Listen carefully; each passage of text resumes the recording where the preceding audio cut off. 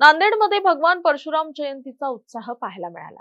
परशुराम चौक येथे आमदार बालाजी कल्याणकर आणि माजी आमदार अमरनाथ राजूरकर यांच्या उपस्थितीत हा सोहळा मोठ्या थाटात संपन्न झाला।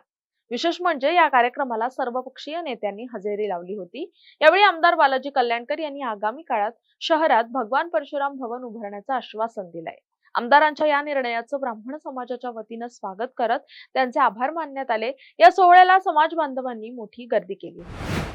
दरवर्षीप्रमाणे याही वर्षी भगवान परशुराम चौक काबरानगर येथे याही वर्षी मोठ्या उत्साहाने भगवान परशुराम जयंतीचा उत्सव या ठिकाणी चांगल्या प्रकारे साजरा करण्यात आला।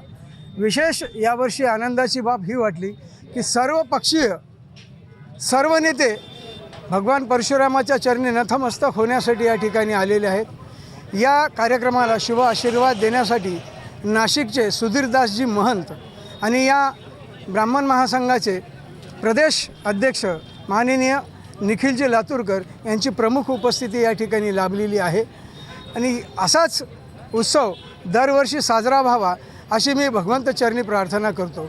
आणि विशेष म्हणजे या भागाचे आमदार आणि माजी आमदार अमरभाऊ राजूरकर यांनी असे वचन दिले आहे की पुढच्या वर्षीच्या भगवान परशुराम जन्मोत्सवाच्या वेळेला बाजूला असलेल्या जागेमध्ये भगवान परशुराम भवन नक्कीच लवकरात लवकर उभारून ब्राह्मण समाजाचा त्यांनी आशीर्वाद घेण्याचे कबूल केलेले आहे।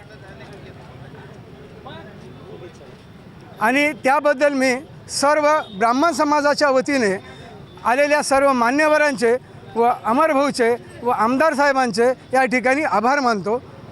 जय परशुराम।